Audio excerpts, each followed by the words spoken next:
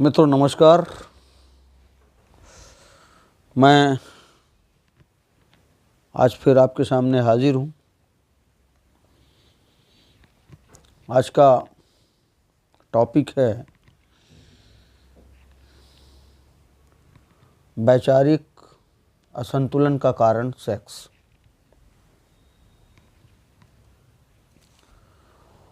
मित्रों, आपको शायद यह जानकर बड़ी हैरानी होगी कि मनुष्य का जो जीवन है उसका अधिकतर समय सेक्स के बारे में सोचते हुए व्यतीत होता है। मनोवैज्ञानिक सिगमंड फ्रायड ने अपने जीवन भर के रिसर्च के दौरान यह पाया कि मनुष्य की 90% बीमारियां अचेतन मन में दबे हुए सेक्स के कारण पैदा होती हैं, जो कई तरह की बीमारियों के रूप में प्रतिफलित होती हैं, जिनकी अभिव्यक्ति हमारे शरीर में भी दिखाई पड़ती है।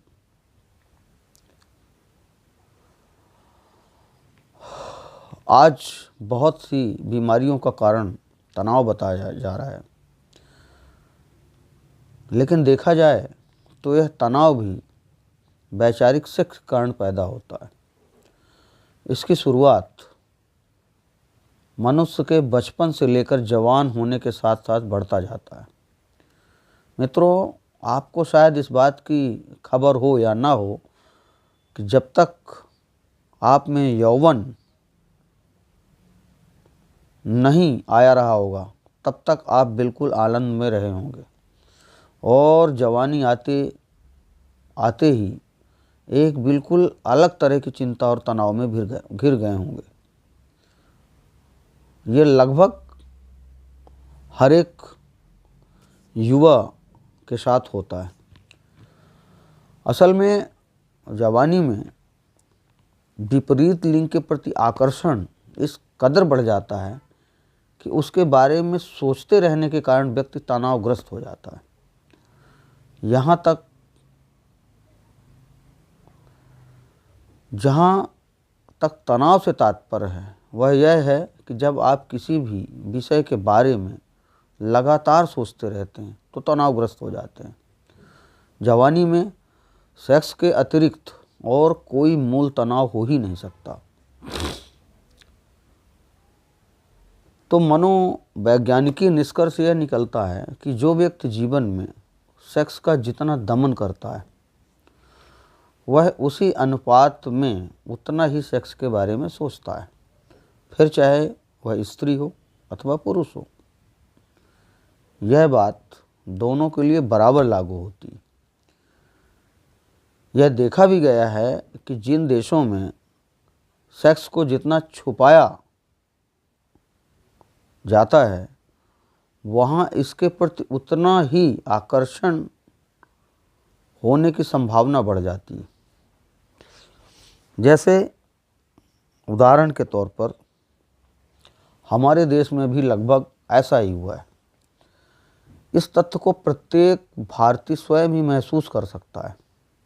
इस चीज़ को आप स्वयं महसूस कर सकते हैं कि ऐसा वास्तव में है या नहीं है, और यदि हाँ तो आपके जीवन में विशेष लक्ष्य हैं तो ऐसा होने की संभावना बहुत कम रह जाती है।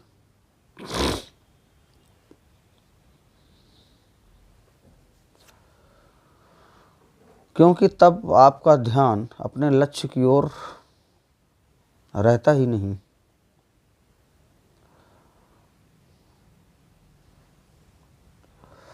हमारे देश के महान विचारक और दार्शनिक ओशो कहते हैं कि सेक्स की ऊर्जा को दमित नहीं किया जाना चाहिए बल्कि उसको रूपांतरित करने की कोशिश करनी चाहिए, क्योंकि सेक्स की ऊर्जा को नष्ट नहीं किया जा सकता। सेक्स मनुष्य की ऊर्जा का प्रमुख स्रोत है। यदि इसे रूपांतरित नहीं किया जाता तो यह व्यक्ति को ही रूपांतरित कर देता है। व्यक्ति को यह ऊर्जा दमन के कारण मानसिक विकृति की स्थिति तक पहुंचा देती है।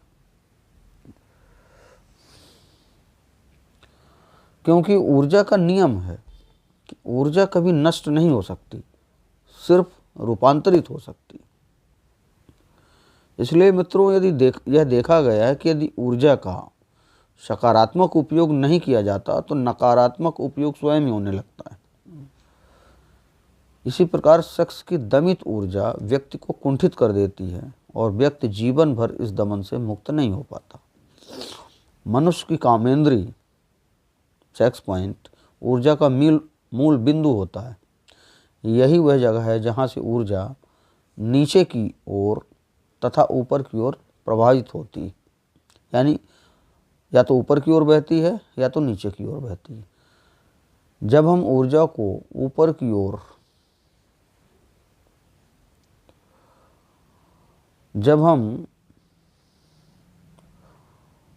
ऊर्जा को ऊपर की ओर अर्थात चेतना की ओर ले जाने में सफल नहीं होते तो वह स्वतः ही नीचे की ओर बहने लगती है। क्योंकि ऊर्जा को नीचे की ओर बहने के लिए कोई अतिरिक्त शक्ति की आवश्यकता नहीं पड़ती। जैसा हम देखते हैं कि पानी ढलान में नीचे गिरने के लिए पानी को कोई मेहनत नहीं करनी पड़ती है। पानी को गिरने के लिए कोई अलग से व्यवस्था नहीं करनी पड़ती, क्योंकि धरती का जो ग्रेविटी फोर्स है, धरती में जो गुरुत्वाकर्षण बल है, वह पानी को स्वयं ही ऊपर से नीचे की ओर खींच लेता है। लेकिन जब किसी बहुमंजिला इमारत में नीचे से ऊपर की ओर पानी ले जाना पड़ता है तो उसमें मोटर पंप का इस्तेमाल होता है, जिसके द्वारा बहुमंजिला इमारत के ऊपर पानी पहुंचाया जा सकता है। इसी प्रकार हमारे शरीर का जो मध्य बिंदु होता है, जिसे हम मूलाधार चक्र कहते हैं, यह शरीर के बिल्कुल बीचों बीच होता है। यानी हमारे सेक्स सेंटर के पास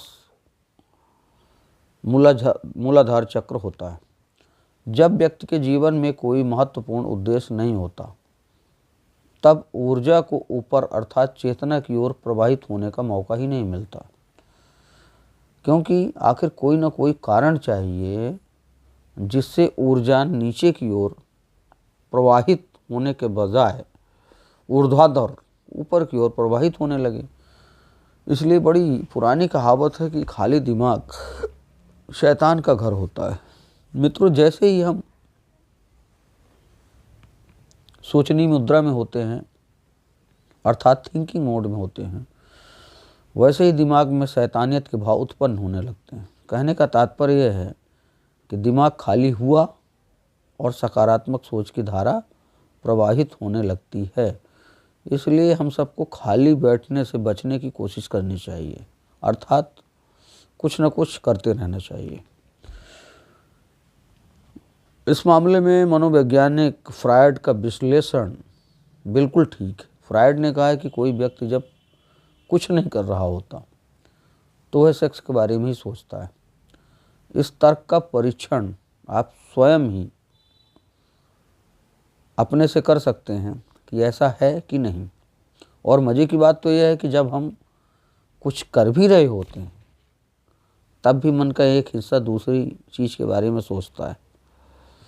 यह आपने अनुभव किया होगा कि चाहे आप भोजन कर रहे हों, आप कार चला रहे हों या पुस्तक पढ़ रहे हों या किसी मित्र से बात भी कर रहे हों, तब भी आपका मन पूरी तरह एकाग्र नहीं होता है। मन का एक हिस्सा किसी और चीज़ के बारे में सोचता रहता है। हम कार भी चलाते रहते हैं और कुछ सोचते भी रहते हैं, साथ में गाना भी सुनते रहते हैं। तो मन सामान्य परिस्थिति में एकाग्र होता ही नहीं। और आपने देखा होगा कि जब आप कोई काम कर रहे हैं, अपने कंप्यूटर में काम कर रहे हैं, अपने लैपटॉप में काम कर रहे हैं, ऑफिस वर्क कर रहे हैं या घर का कार्य कोई कर रहे हैं, तभी मन का एक हिस्सा कुछ ना कुछ सोचता रहता है। और अधिकतर तो ऐसा होता है कि मन हमारा सेक्स के बारे में ही सोच रहा होता है। लेकिन ऐसा इसलिए होता है क्योंकि हम कोई भी कार्य 100% ध्यान लगाकर नहीं करते।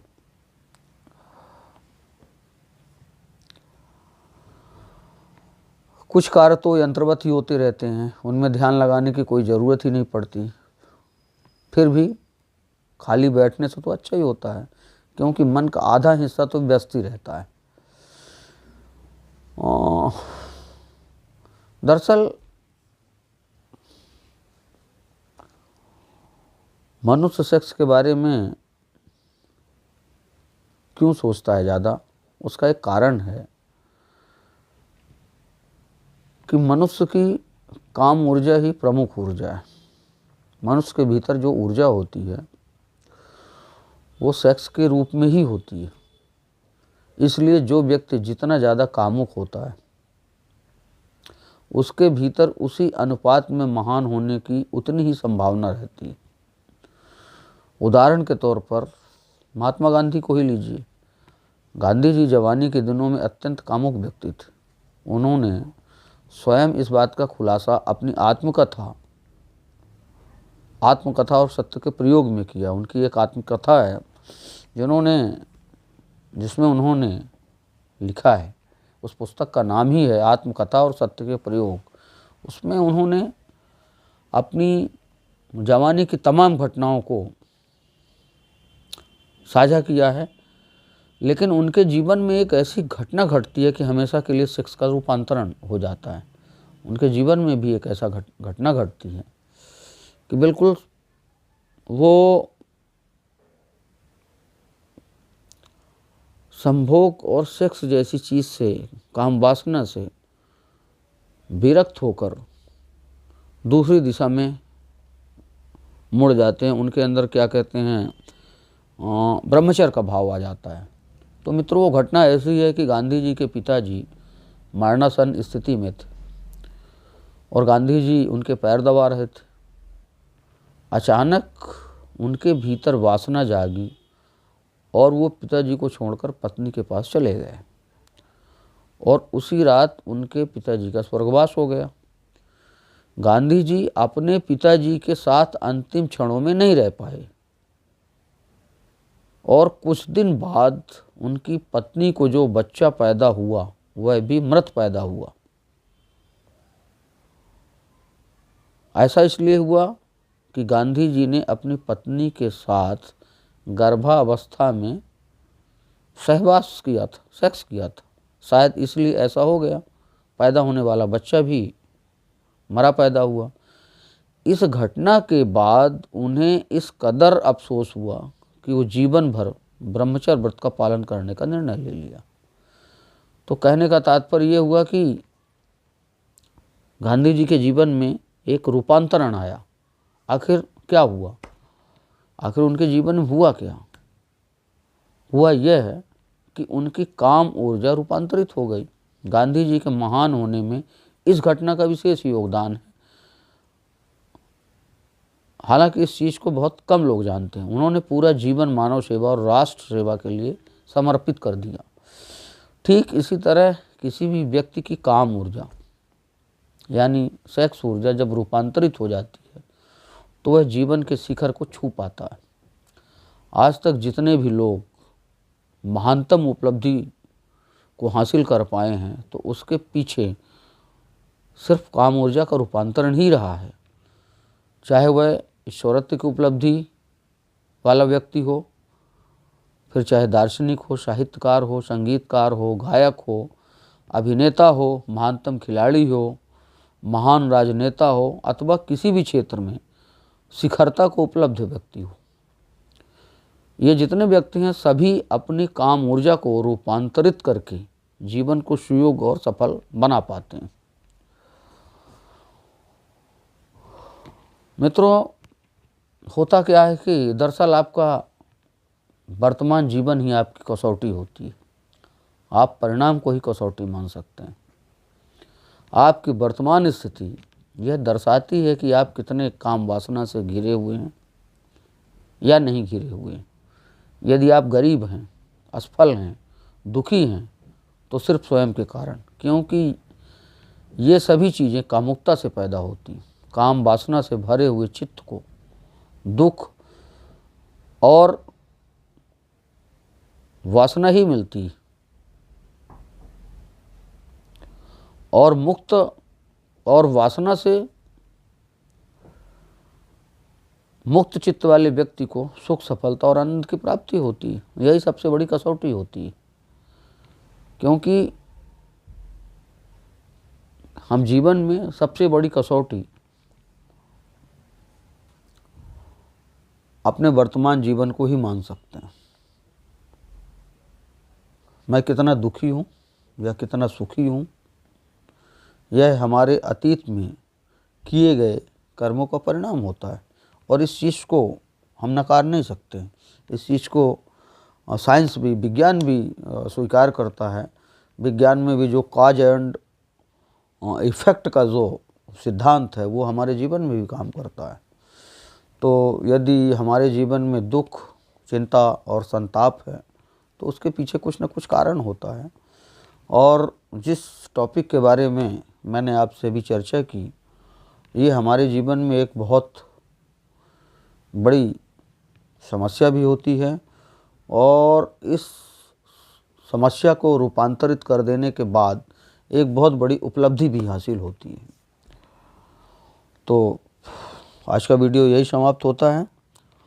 और मित्रों, मेरी बात आपको कैसी लगी कमेंट सेक्शन में आप ज़रूर लिख के बताइएगा, और मेरे वीडियो को लाइक कीजिए और चैनल को सब्सक्राइब कीजिए, जिससे एक नए टॉपिक पर रोज़ मैं आपको अपना नया वीडियो उपलब्ध करा सकूं। आज के लिए बस इतना ही। नमस्कार।